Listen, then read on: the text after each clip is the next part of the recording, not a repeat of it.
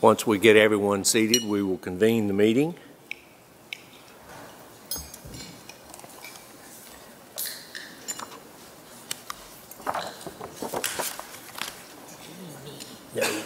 Dwight.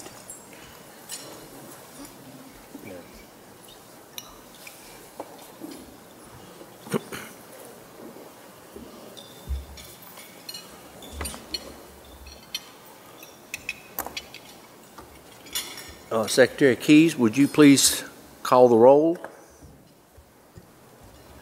Mr. Cochran. Present. Mr. Duckett. Here. Mr. Keyes is here. Mr. Brown. Here. Dr. Caudle. Here. Mrs. Grumbles. Here. Mrs. Hopkins. Here. Mr. McColl. Here. Mr. McMahon. Mr. Knapp. Here. Mr. Stevens. Here. Mr. Stone. Here. Ms. Atkins. Here. We have a quorum, Mr. Chairman. Thank you, Mr. Secretary. As Chair of the Board of Trustees, it is my responsibility to remind all members of the Board of their duty under the State Governmental Ethics Act to avoid conflicts of interest and appearances of conflict of interest as required by the Act. Each member has received the agenda and related information for this Board of Trustees meeting. If any board member knows of any conflict of interest or appearance of a conflict of interest with respect to any matter coming before the Board of Trustees at this meeting, the conflict or appearance of conflict should be identified at this time. Hearing none, we will move to the approval of the consent agenda. Having already read the materials listed under the consent agenda, is there any item that needs to be moved to the discussion portion of either the open or closed session of the agenda?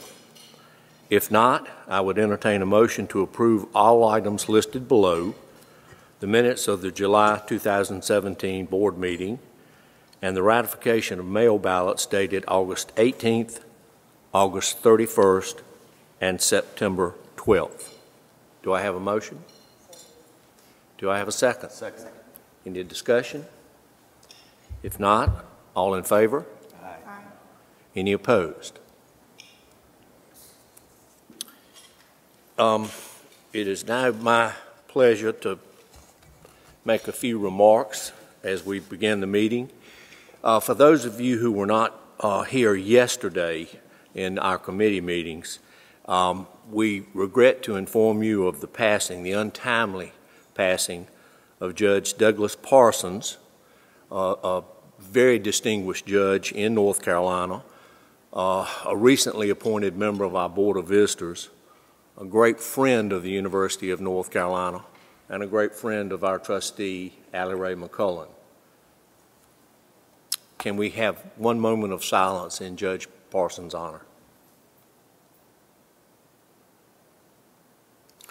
Thank you. I also want to thank and compliment the chairs of all 5 of our committees for their hard work in making our realigned meeting schedule work so efficiently. I'm pleased that the modest change in the way we do things to allow everyone to attend every meeting that they're interested in, every committee meeting. And I want to encourage each of you to continue sharing your candid feedback about how we make our time together as productive as possible.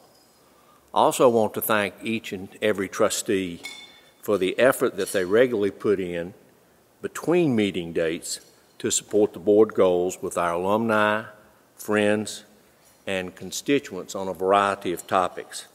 It's an important part of our role in serving on this board, and you do it with passion, diligence, and grace, and I thank you. We have a busy agenda today that includes 2 important presentations, one from the Center for Banking and Finance in the School of Law, and the other from the North Carolina Policy Collaboratory.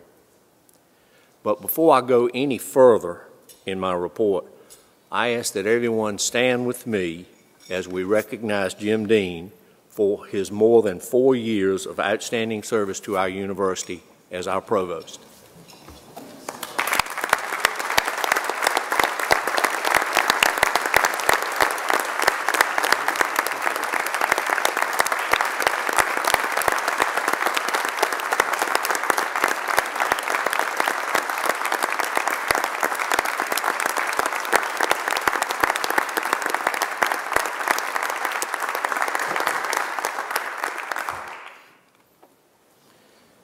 I will now call on Secretary Keys to read a resolution of appreciation for Jim.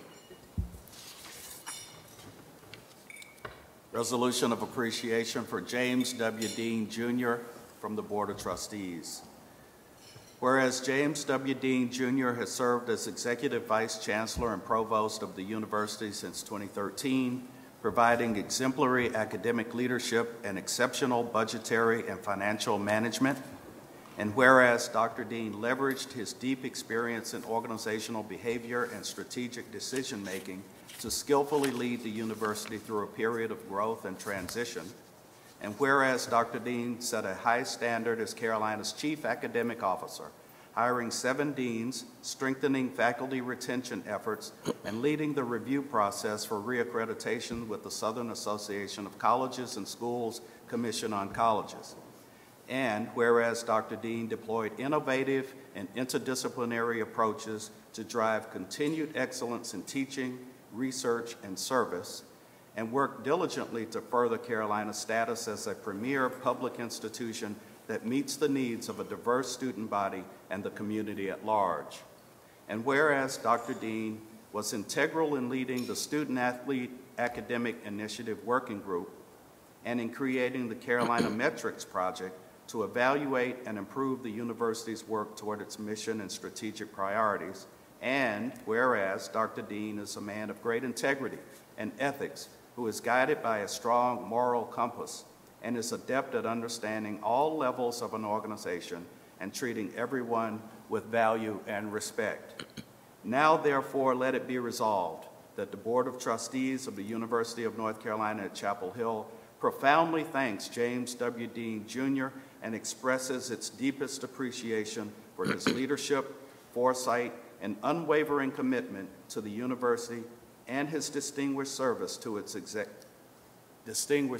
as Executive Vice Chancellor and Provost. May I have a motion to approve this resolution? So moved. And a second. All in favor, aye. The motion is approved.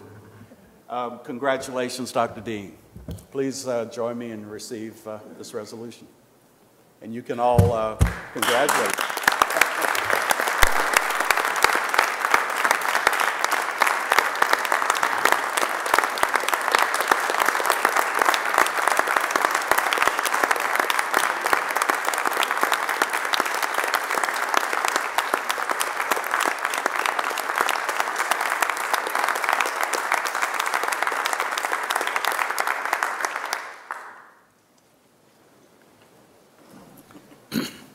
Thank you, Bill, and thank you, Jim. We also recognize Bob Bluen, our new provost, and really emphasize how much we look forward to working with Bob. Bob, are you here? Welcome.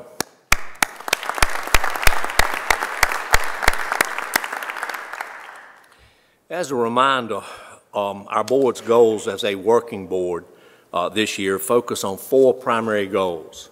They are: number 1, continue to support our world-class Chancellor, Carol Folt, and her team as they guide our great public, research-driven institution to even greater accomplishments and impact. As part of Goal 1, we also want to support the implementation of the university's strategic framework entitled the Blueprint for Next, and its alignment with the UNC system's strategic plan, Higher Expectations. Second, we want to continue to innovate, translate, and support economic development consistent with our mission to improve the lives of all the citizens of our great state, the nation, and the world. Third, we want to embrace and support our university's capital campaign and participate with its great organization as we approach the public launch next week. And fourth, we want to support institutional efficiency and cost reductions through shared services and other operational incentives critical to our sustainability and future. Now for some good news, as we review recent national rankings that have come to our attention.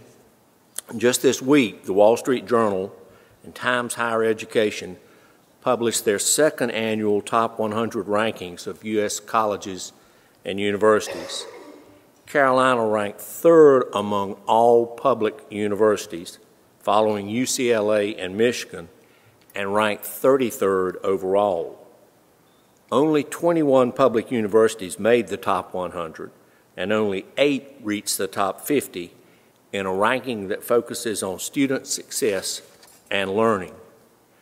This is not only great company for Carolina to keep, it's great company for those on the list to keep with us. Last month's U.S. News & World Report's annual Best Colleges rankings yielded similar results. We ranked number 5 among national public universities for the 17th year in a row, along with California Berkeley, UCLA, the University of Virginia, and Michigan. We were tied for 30th overall in these rankings. We also were ranked number 1 among public universities in the Great Schools, Great Prices category, where academic quality and the net cost of attendance for students receiving average need-based financial aid were the criteria. That was the 13th consecutive year for that ranking. Carolina's continued success in maintaining our top 5 public status is one measure of academic quality, and that reputation is a notable achievement. Congratulations to the administration and the faculty for making those most recent examples of national recognition possible for this university. I also want to express strong support for the potentially transformative combination of the UNC healthcare and Carolina's healthcare systems to form one of the country's largest nonprofit healthcare systems. This accord could do much to provide critical medical care to the citizens of our state, and I know that Chancellor Folt will have more to say about this in her report. Finally, now that we're a few weeks into the fall semester, I want to talk briefly about some of the topics and issues that have been the focus of so much debate, both on and off the campus. We understand that our university's 200-plus years of history is deeply personal to so many people on our campus and across the state.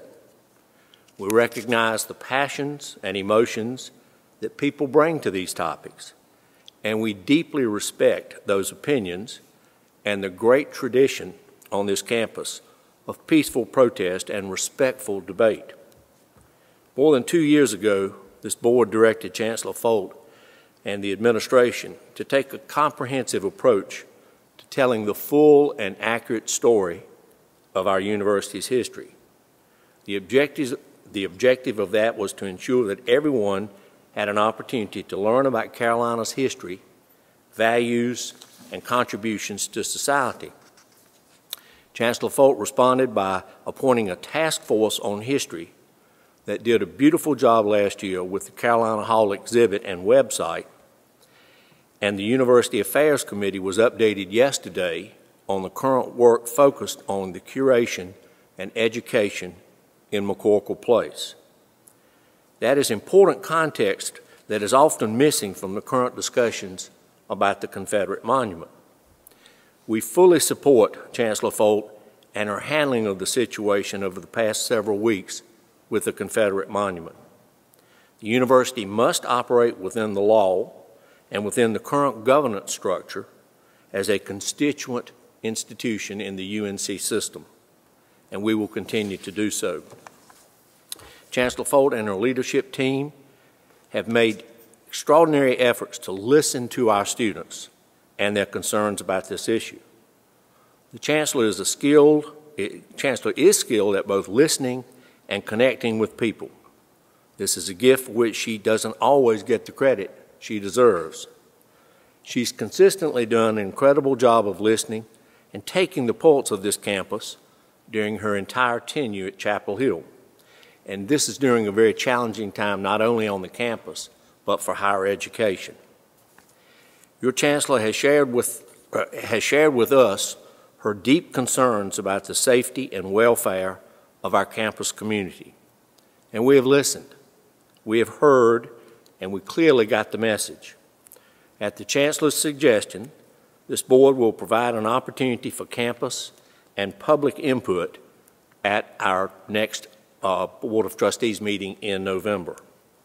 We're continuing the process that the Board of Trustees previously put in place to contextualize the rich history on our campus. We'll continue to update our campus community and the public about our ongoing efforts as we sustain these very important conversations. It is a difficult balancing act, but as our past leaders have, I know our Chancellor will continue to lead decisively and thoughtfully.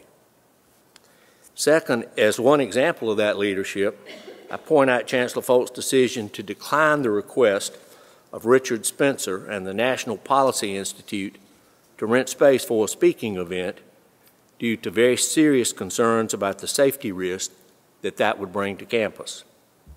We all understand the university's responsibilities to uphold the First Amendment, and we're proud of the history on this campus of welcoming speakers with a wide range of diverse viewpoints. But safety and protecting the campus community comes first, and the administration is right to carefully evaluate these requests to rent spaces based on serious safety risks. We understand campuses nationwide are grappling with these issues, and we're proud of the thoughtful and principled approach Chancellor Folt has taken in addressing them here. Last, for the news media here today, Chancellor Folt and I will be available after the open session ends at roughly 10:30 in this same room to take your questions. Our media relations staff will help you with those logistics. Again, thank you for being here this morning, for your interest in this board, and for your interest and support of our university.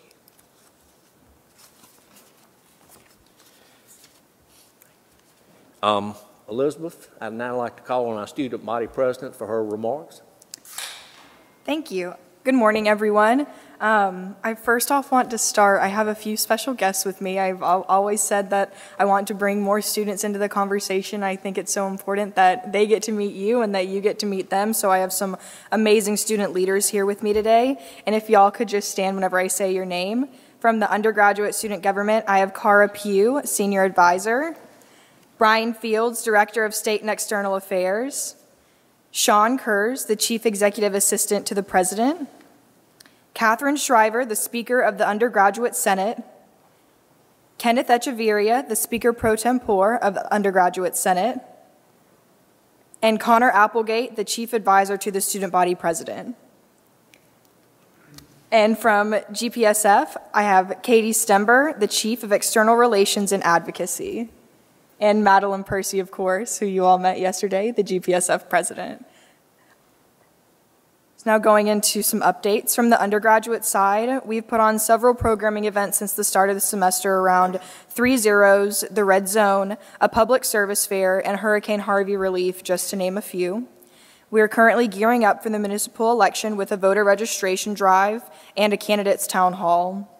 We have our student government retreat this weekend with our finally full administration, which we are so excited about, and we can't wait to see all that we will accomplish this year. So for the graduate updates, you heard from Madeline yesterday, but here are some updates that we'd like to add as well.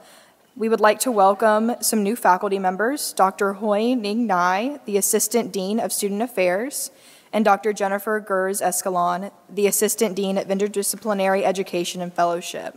I know Madeline and her whole exec board and GPSF are very excited to work with these new administrators.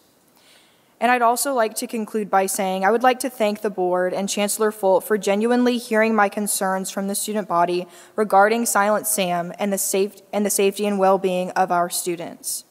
I'm looking forward to continuing this conversation around this issue and working towards a solution. I'm hopeful that the board and the chancellor will be champions on this issue and will continue to keep students at the forefront of this topic. That concludes my remarks. Thank you, Mr. Chairman. Thank you. Good morning, everyone. It's great to be here with everybody and up with the board, our great meetings yesterday, and many more to come today. I want to start by adding my thanks to Jim Dean, who we honored recently. We started on the same day and had had so many opportunities to work together. I know Jim in particular, he's gone now, but was responsible for hiring 7 incredible deans and helping all the schools and colleges chart their course for the future. And for anyone who was there when Jim was, we had a party celebrating him, if they heard the heartfelt thanks and congratulations and spirited discussion of his humanity and humor, I think we all felt like it was has been such an honor to work with him. I want to especially mention for Elizabeth, I really have been so excited by the Red Zone. I think that is wonderful that all your students have been championing that. Thank you. And Cara Pugh, our senior advisor, is the one who spearheaded that event. It is so important, and we are still in the Red Zone, so thank you, and we continue to ask for ways that we can help get that word out. No one can speak to students better than students, but if we can help, please do let us do this. This is the period of time when sexual assault is at its greatest risk at the start of the year, and they've been taking that on as a really important part of their mission. And I've also really appreciate the board's support for the Blueprint for Next and the movement towards that in the committees. We'll talk more about that as we go forward. It's my pleasure to make 2 introductions. One you've already heard, but I'd like to ask Bob Bluen to stand so I can do a little bit more of an introduction for Bob, who is, 9 days in? 9 days in, but who's counting? And he's hit the ground running. Bob is now going to be the Provost and Chief Academic Officer, really the person that is behind and together and in front of everything that the Chancellor does and really helps this institution move forward. He's in so many ways a champion for everything that we do. So it's great to be able to work with Bob, especially in a time of rapid change. We're going to be bringing on the Blueprint for Next. We're doing the public phase of the capital campaign, developing a new budget model, integrating our strategic plan with the system strategic plan, and on and on. And he'll also be working very closely with all of you on the trustee board. And I know you will really appreciate his ability to act very decisively, but he's one of the best I've worked with in also being able to understand what the community wants and needs. He's perfect for us at this moment, and he's well respected on campus. As you know, he has been the dean of the Eshelman School of Pharmacy, internationally recognized scientist and academic leader. So welcome, Bob.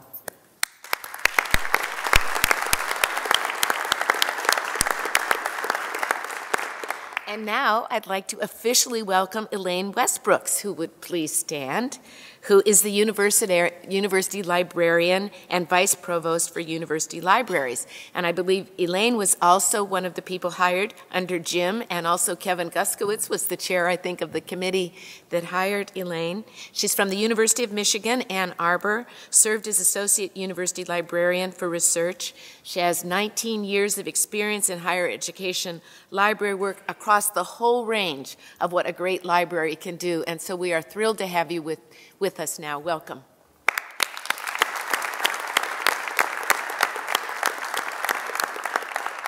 We also have another special group with us. It's called the, is it the U-Lead? That's correct. Okay, I never know how to spell U-L-E-A-D or the U-Lead. Okay, it's U-Lead, which is at our meeting. It's the University Leadership Education and Development Program, who have been here observing and learning. It's a program that develops faculty and staff as they think about their own careers and their own ability to meet challenges in higher education and seek leadership. And they've been observing us as part of their curriculum. So we're their experimental animals. So please stand so we can thank you and welcome you.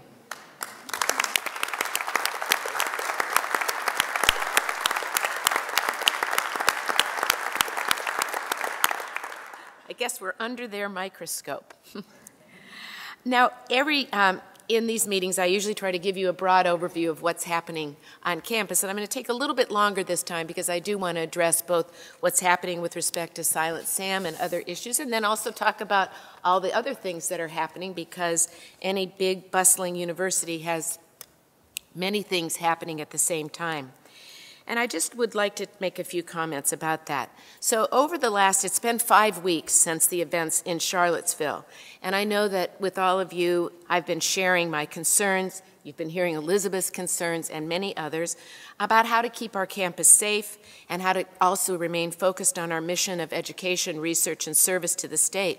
It has been a very challenging time for everyone on campus, including leadership in student, faculty, and administrative roles who've been working tirelessly to try to address growing fears and anger of members of the community, protests, issues regarding race relations, First Amendment concerns, the closing of the Civil Rights Center, DACA, and divisions that increasingly seem to dominate our national debate. And one of the first things I want to do is thank people. Because when this happens in a community, it takes a community to continue to go out and talk to people. I know that those student leaders, also being great leaders of aspirational goals, are spending a huge amount of time working with their other students on how do we address this, what do we do when things seem like they can't be solved and yet you have problems that are presenting you. The same is true for our faculty, the same is true for our deans. You know, everybody has been doing that. A particular thank you from me to Vice Chancellor Felicia Washington, Legal Counsel Mark Merritt, Chief Diversity Officer Rumeh Alexander, and Vice Chancellor Crisp, because they've been going with me. I think we've met with 600-700 people in the last 2 or 3 weeks. And the truth is, every single one of those meetings has been an extremely valuable meeting. And my sense of respect for the community has grown.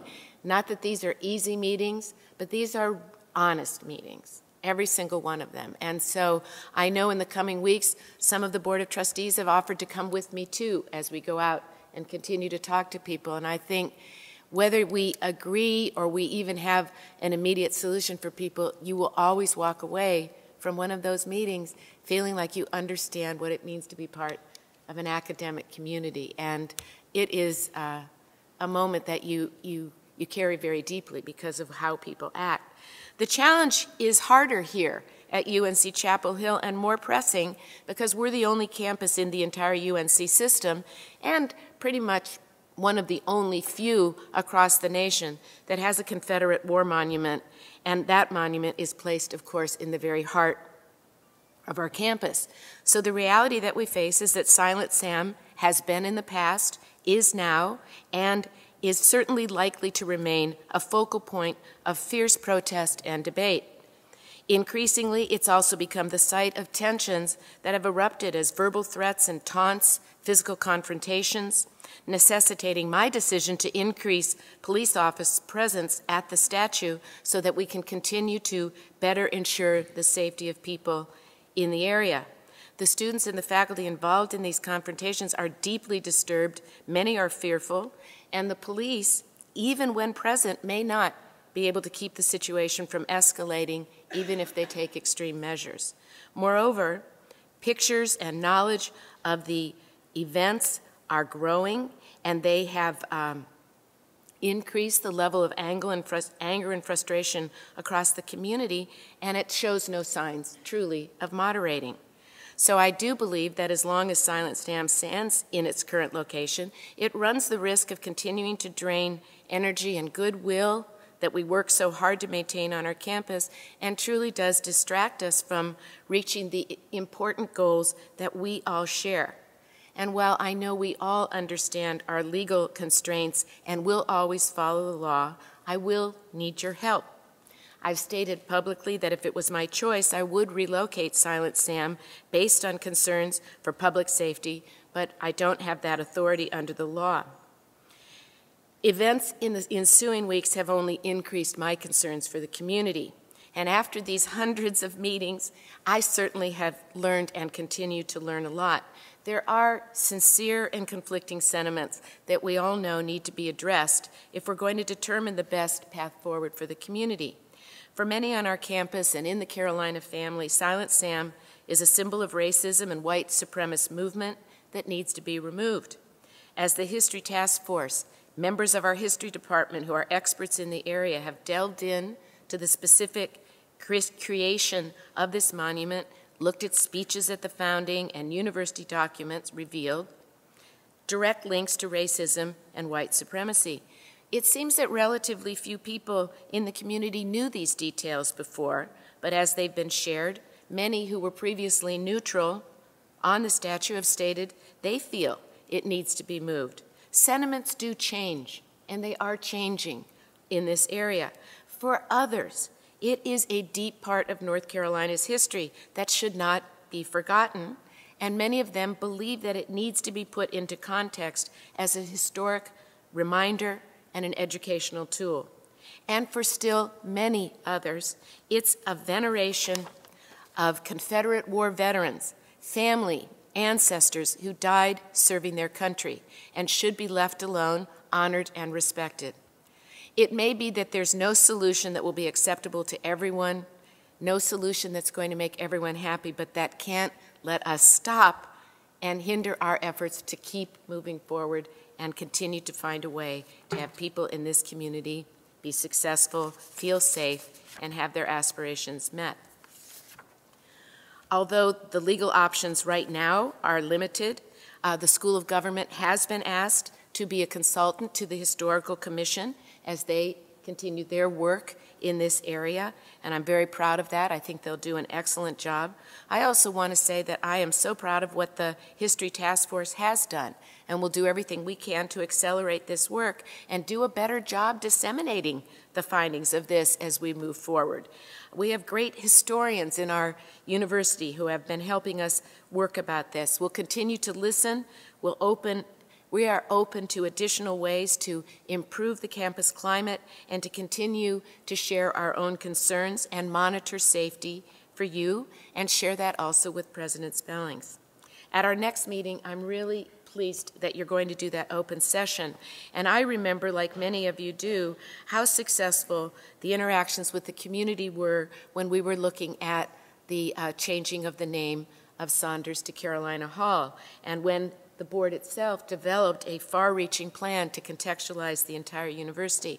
So I do believe that in spite of the difficulties we face now, sometimes they seem unsurmountable, I think we can make progress, that we can continue to move forward in a way that advances our educational mission and is respectful of all stakeholders in the process.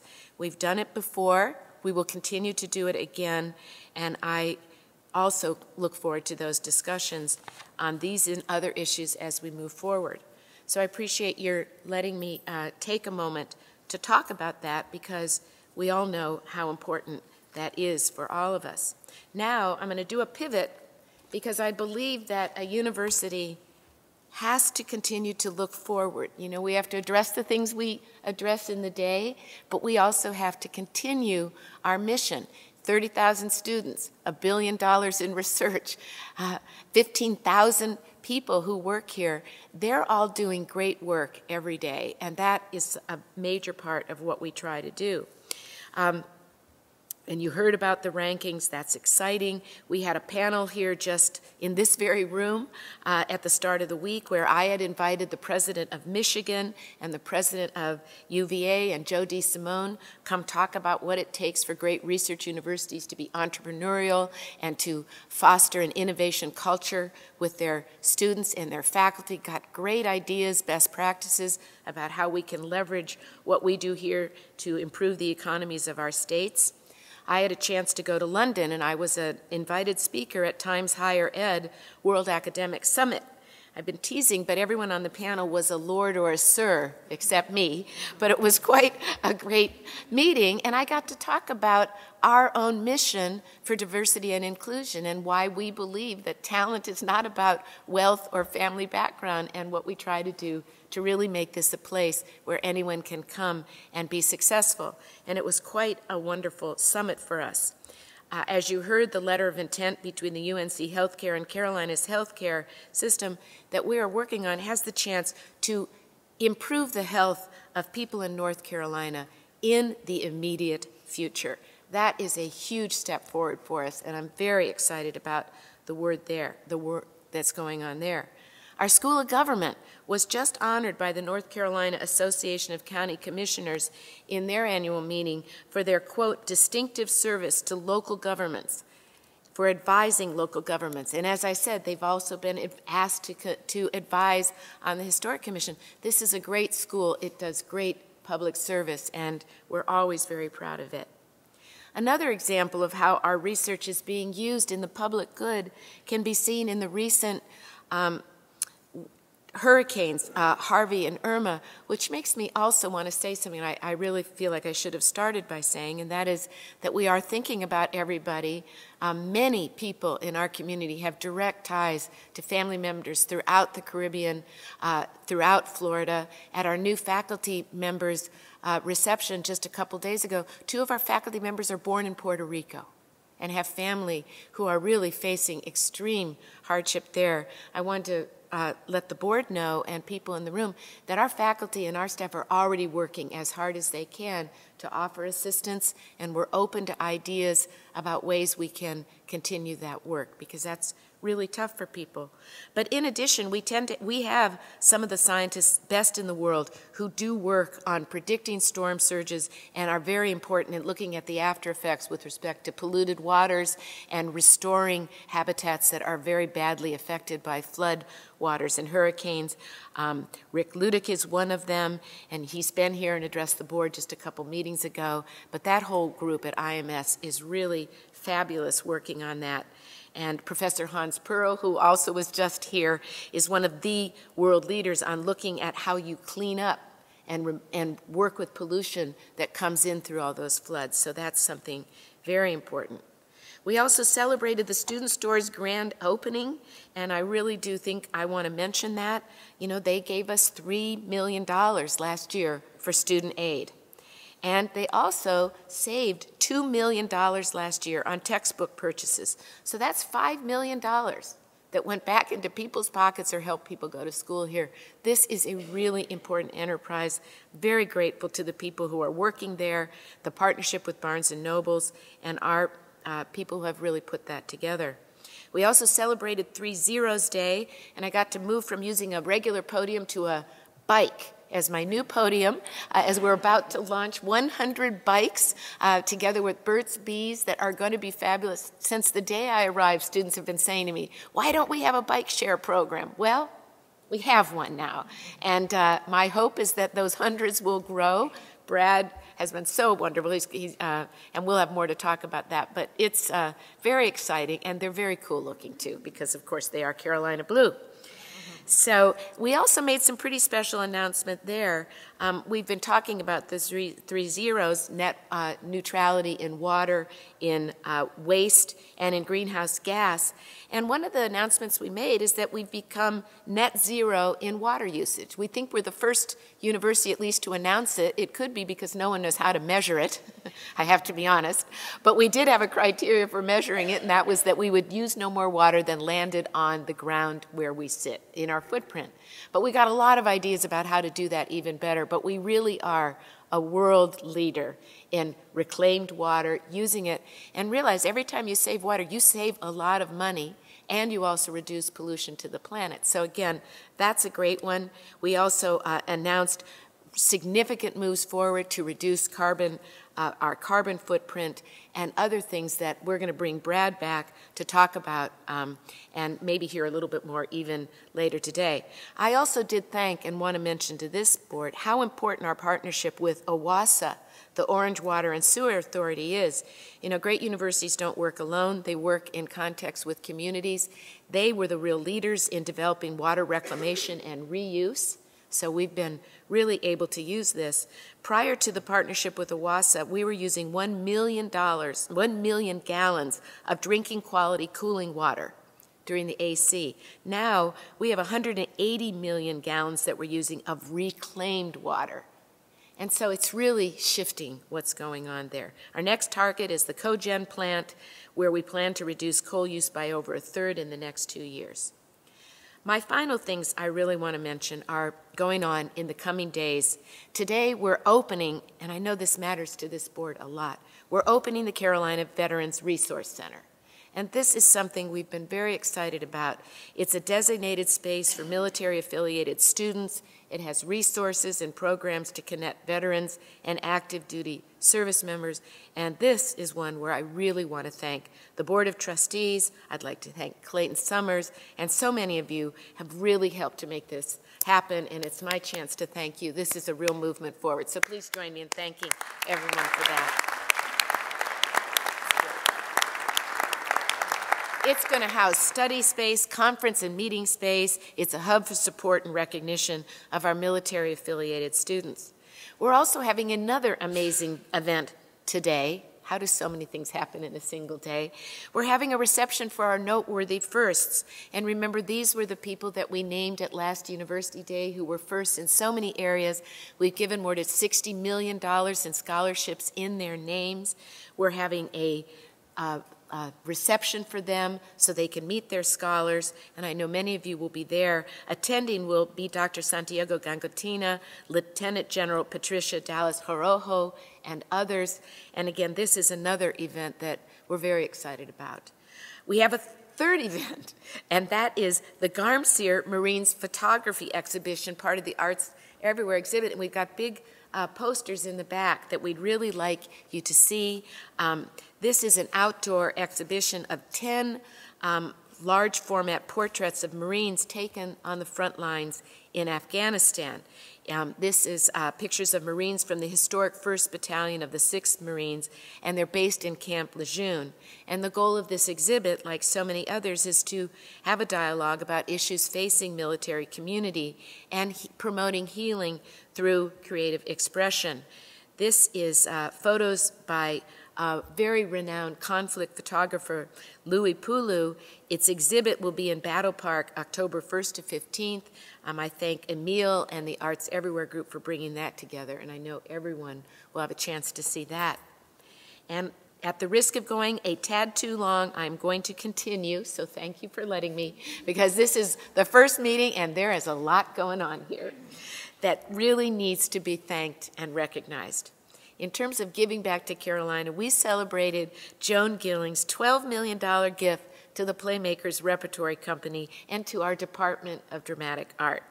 And I want to tell you, that is the kind of gift that just does not happen many places. And I know many of you were there when we celebrated that. You all know Joan Gillings is one of the people who is there for us in every way, from children's health to the public health to the arts.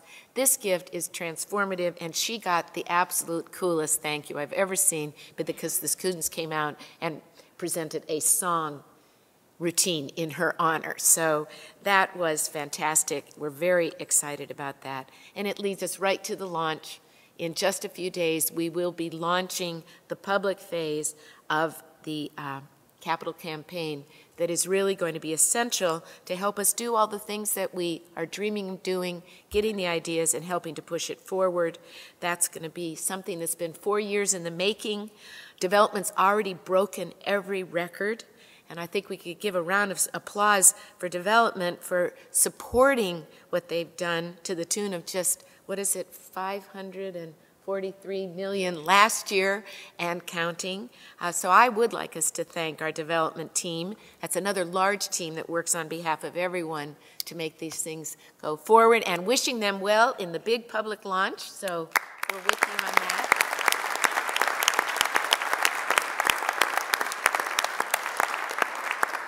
And finally, one more. I'd like to mention that University Day, which is on October 12th, after we do our fantastic launch, we will be having two-time Tar Heel Governor Cooper as our keynote speaker. That's been our tradition, is to ask the new governor to come and speak at University Day. I think he's really looking forward to that, and so it's exciting. So we've got the 6th for our campaign launch. We've got the 12th for Governor Cooper. I have the 21st for my daughter's wedding. Oops, how did that get in there? Pretty big month for certain people here at the university. So it's a pleasure to be here with all of you. And now I get to introduce today's first presentation. It's my pleasure to ask Martin Brinkley, the Dean of our School of Law, to come forward. As you know, Martin's a Harvard undergrad. He received his JD from UNC Law in 1992. He came to UNC from private practice to become our 14th Dean of the Law School in 2015, and he will introduce Lisa Broom, who will be making the presentation on the Center for Banking and Finance. Thank you very much, Chancellor. I am Martin Brinkley, a proud graduate of the UNC Law School, a North Carolina lawyer, and now in my third year of service here. One of my chief distinctions before coming back to Carolina was getting to learn at the feet of your colleague Richard Stevens when we were in practice together in Raleigh after Richard had 30-plus years of magnificent service as the Wake County manager and then in the state senate. And I'm delighted that Richard is here and serving again on the Board of Trustees. My primary purpose is to introduce my wonderful colleagues who are going to share some information about just one of the many programs that make your law school such a remarkable place. First, it's my tremendous pleasure to introduce my colleague, Professor Lisa Broom, who will be leading our presentation. You all recently confirmed Chancellor Folt's appointment of Lisa as a Burton Craig Distinguished Professor, one of the small number of professorial chairs awarded to the university's most outstanding faculty members. Professor Broom is a native of Illinois. She graduated from Harvard Law School with honors in 1981, where she was an editor of the Harvard Law Review. She clerked for Judge Alvin B. Rubin on the U.S. Court of Appeals for the Fifth Circuit and practiced banking law for 2 years with King and Spalding in Atlanta before joining our faculty in 1984. Since coming to Chapel Hill, Professor Broom has served the law school and this university tirelessly in extraordinary ways, in an extraordinary array of ways, and with an ability that few faculty members have ever attained. She is both an internationally renowned scholar in the field of banking and finance and a deeply beloved and respected teacher of commercial law subjects, including contracts, banking law, commercial paper, and perhaps most famously, secured transactions. She has taught literally thousands of law students during her 33 years on the faculty. We have a thing at the law school called the Mccoll Teaching Award, which is bestowed on one faculty member each year by the graduating class at commencement. Lisa has won it so many times that we had to permanently retire her jersey. She is one of only 2 current members of the law faculty to be inducted into the Mccoll Master Teachers Society. And when I tell you that long ago, when she was a mere slip of a girl, she survived having not only a certain Associate Vice Chancellor and Chief Sustainability Officer, Brad Ives, a certain Vice Chancellor of Student Affairs, Winston Crisp, and a certain future dean who shall go nameless in her secured transactions class. You might well think that she deserves a Patience Award as well. In July 2010, Chancellor Thorpe appointed Professor Broom as the university's faculty athletics representative. For the last 7 years, she has represented the university before the NCAA and the Atlantic Coast Conference, of which she was president when Carolina won the national championship last year.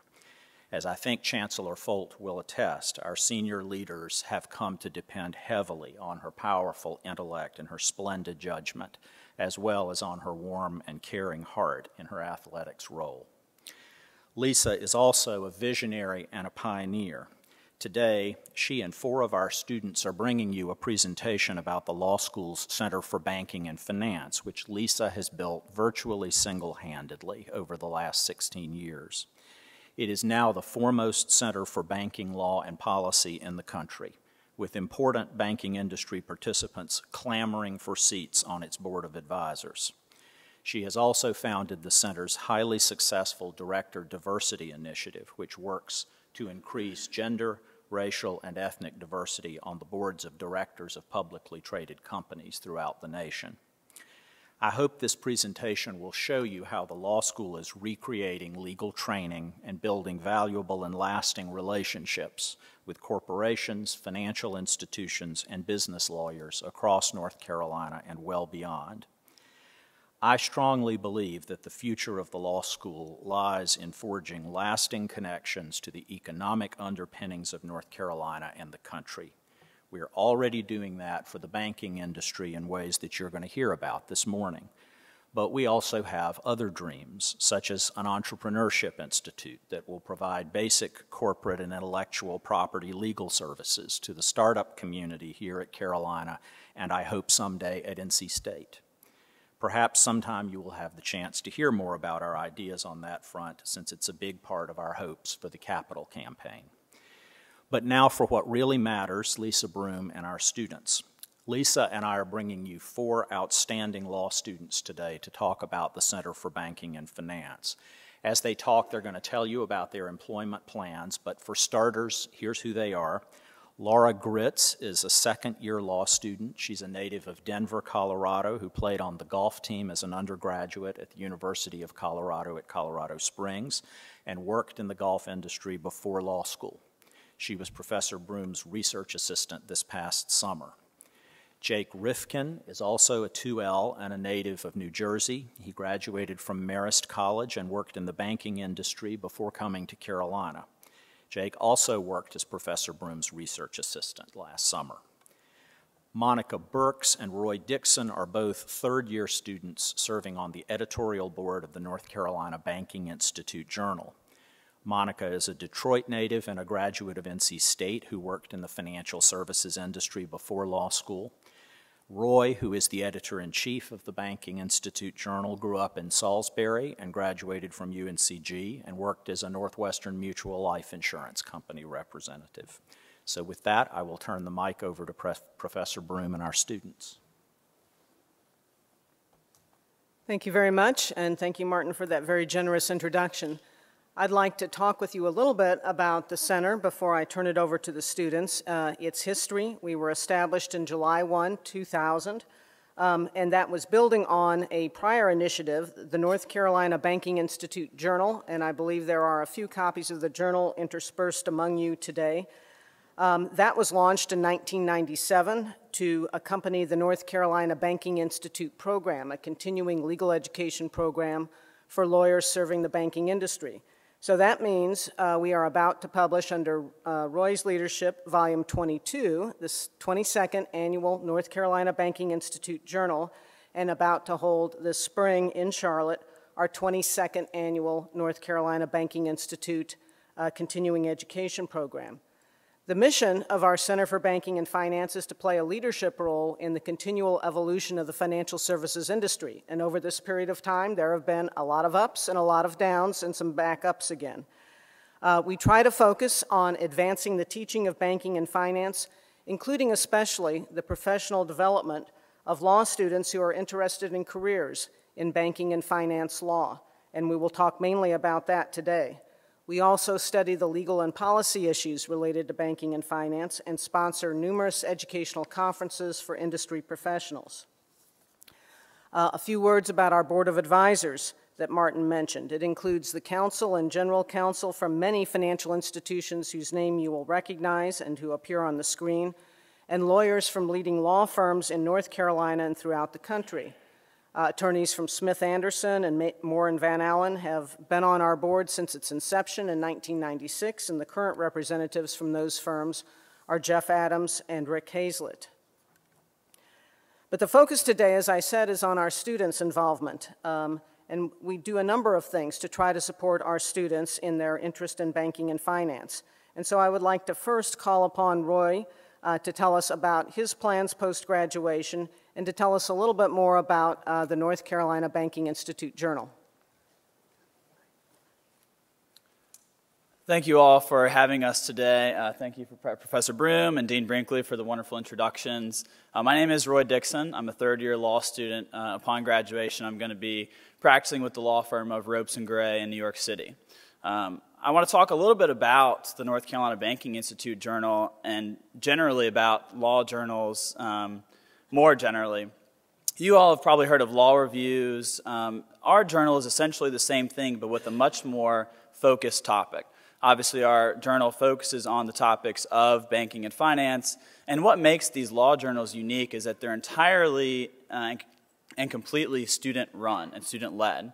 All of the leadership, all the editors, the staff members, all of those are comprised completely of law students. We do solicit some professional pieces every year, and this journal is distributed, as Professor Broom said, at the North Carolina Banking Institute. So it's a wonderful opportunity for students to get involved from day one in drafting and compiling this wonderful journal that will eventually be read by a number of practitioners both across North Carolina and across the country. Thank you, Roy. And as some of the other students come up, they may want to, Monica may want to comment about her experience on the journal as well. But while we're on this slide, Roy, there's a picture here of a number of students receiving some scholarship support from the Banking Journal, and I'll just mention a word about that. We had 48 sponsors of our Banking Institute program last year, and the money that they contributed to the law school was put forward to support third-year students in their study of law. 2 students received $7,200 scholarships, and Roy was one of those, and 8 remaining Rising 3L editors on the North Carolina Banking Institute Journal each received $3,000 in scholarship funding to support their last year of law school. And that picture there is of last year's Banking Institute and the scholarship presentation. In addition, in recognition of the international focus on banking, for the last 3 years, we have also provided a $5,000 summer study abroad scholarship for a Rising 2L to study during the summer preceding their second year of law school in Europe. And the most recent recipient studied at the University of Augsburg, which is one of our exchange, the law school's exchange partners. Monica, would you come and address a little bit your experience on the Banking Journal, perhaps the note you wrote about and some of the relationships you developed? And tell us what you're doing post-law school. Good morning, everyone. My name is Monica Bergs. I'm a third-year law student, and after graduation, I will be joining the firm Robinson, Bradshaw & Henson in Charlotte, North Carolina. Last year, I had the privilege of participating on the Banking Institute Journal, and it was an incredible experience that will definitely, it was pivotal in my ability to produce awesome work at Robinson Bradshaw over the summer. The process of producing an article on the journal starts with a general topic of interest, and then it's the student's responsibility to kind of start from ground zero, learn about this topic, and be able to provide legal analysis in that area. My topic was the Dodd-Frank Act and certain provisions that require banks to produce resolution plans each year. At the end of that process, I realized that I had developed skills that helped me go into practice in the future and be able to research something that I had no familiarity with and gain the confidence to produce work and produce recommendations for clients in the future. So I'm very thankful for that experience. In addition, because it's a student-run journal, we were able to work with each other and look at each other's work and help refine it. So I gained confidence in taking people's feedback and incorporating it, which would always make me, just better at the things that I produce. So it was an awesome experience. Thank you. These pictures are from a banking institute. The right-hand picture, you can see that's about half of the crowd of over 200 people who attended last year's Banking Institute. And on the left-hand side is a picture of Mick Mulvaney. The prior year, he was our after-dinner speaker when he was then a U.S. Congressman from South Carolina. He's also one of our law school grads and I believe a classmate of Dean Brinkley. And he is now, of course, the director of the Office of Management and Budget. All of our students on the North Carolina Banking Institute Journal are invited to attend the Banking Institute in Charlotte free of charge to them, and they virtually all do. Other UNC law students are invited to attend as well, but they are responsible for their own transportation and lodging. Roy, at last year's Banking Institute is the incoming editor-in-chief. Could you just mention a few things about the people that you had an opportunity to meet and sit with for meals? So as the incoming editor-in-chief, Professor Broom does a wonderful job organizing this Banking Institute. And the folks that we have that come out to the Banking Institute every year are truly remarkable people. Last year, we had both the Global General Counsel for Bank of America and the former Comptroller of the Currency of the United States of America who came and spoke both at our lunchtime presentation and after dinner. I was fortunate enough as the incoming editor-in-chief to be able to sit with them at the head table along with Dean Brinkley and Professor Broom and able to rub elbows with them, which as a second-year law student at the time was a pretty remarkable opportunity, not something that I think many law students get the opportunity to do, and I did have that opportunity at the Banking Institute this past year. Thank you. We also try to introduce our students to career options and to help them interact with professionals in informal settings so that they can learn more about careers. We have a career luncheon during our banking journal orientation. On the left-hand picture is the 4 people on the right are returning journal members or other attorneys who came from the Triangle area to talk to our students. And then on the right-hand side is a picture from our career trek. This is a day-long trip that occurs during fall break. Last year's trip was to Charlotte. And Roy, would you identify what that picture is on the right? So that picture is actually in the Wells Fargo corporate headquarters in Uptown Charlotte, and that is their boardroom where the board of Wells Fargo comes occasionally to have their board meetings, which was a pretty neat opportunity to go check that out. So our students met with some in-house attorneys from Wells Fargo, and they told us about their practices and how you get into in-house corporate legal positions, and it was very valuable for our students. We have a career trek coming up this fall break, and that we will be going to Raleigh, and the law firm of Poynter & Spruill will be hosting us, also bringing in some in-house attorneys that they interact with to talk with our students. So there are a number of other professional development opportunities that we are engaged in. In my banking law class, we have practitioners in residence, and there are 5 coming this fall from the organizations listed there. And I just recently heard last week, as a matter of fact, from one of our 3L editors who is this semester off-site serving as an extern, full semester extern with the SEC in Washington, D.C., and he wrote to tell me that based on a luncheon so we have speakers come in and talk to the class about their areas of expertise, and an attorney from the Cadwalader law firm in Charlotte came. He happens to be a Duke Law graduate, spoke about his topic, and each speaker, I invite some students from the banking law class to join us for lunch downstairs in the Carolina Club. This student was in that lunch group and met the speaker, and then this fall decided that he was interested in potentially getting a job with Cadwalader, reconnected based on that connection with that attorney, also had a very strong resume, obviously on his own right, and asked me for a reintroduction to that attorney as well, and he just learned that he has been offered a job there. So he was very grateful for the ability to make that connection and to go forward. So we are really pleased about those opportunities. Laura and Jake are in my banking law class this year, and I think they're signed up for some of the lunches. Laura with the former legislative director from the FDIC, and Jake with a retired attorney from the Deckert firm who did the unusual stint of commuting to New York from Chapel Hill and doing his law practice that way.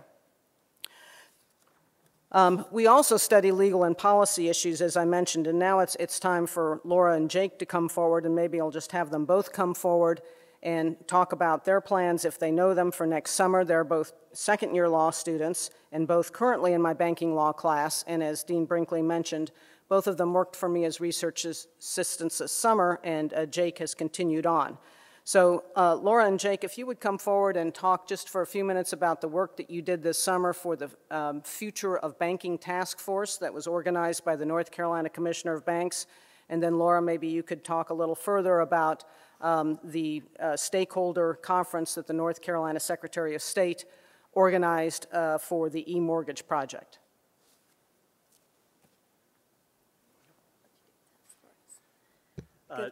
Go ahead. Sorry, good morning. Thank you so much for having us. Yes, thank you.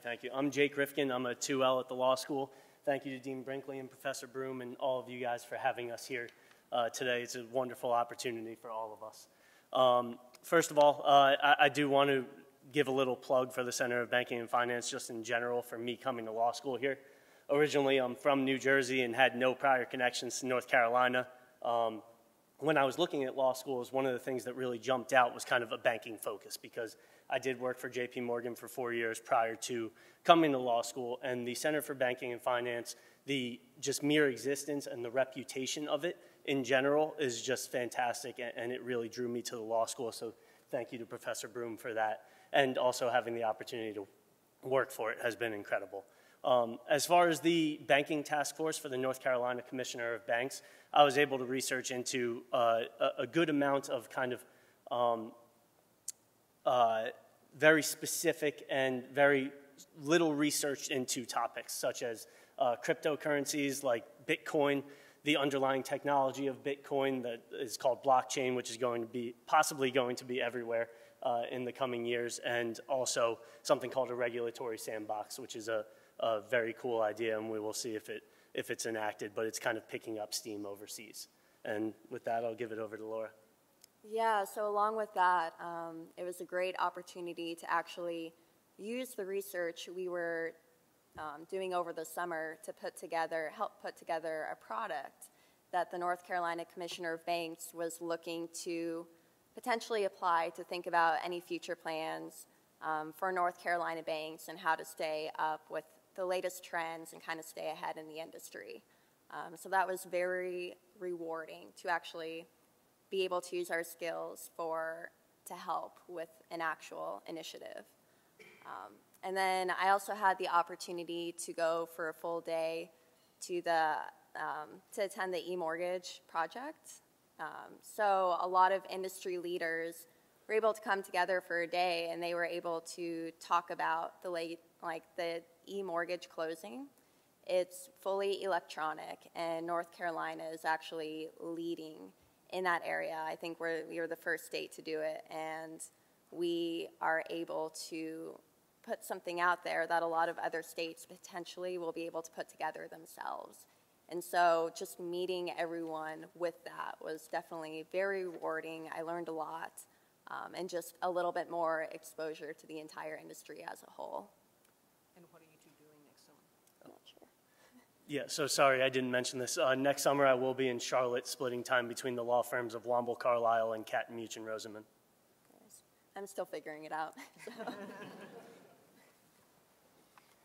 Well, thank you very much. And Jake also just worked on another project for the e-mortgage initiative, which was a 50-state survey of various electronic mortgage laws in other states so that North Carolina could hopefully issue a white paper and show other states, here are the gaps in your state's laws that may need to be filled if you would like to be able to do the fully electronic mortgage as well.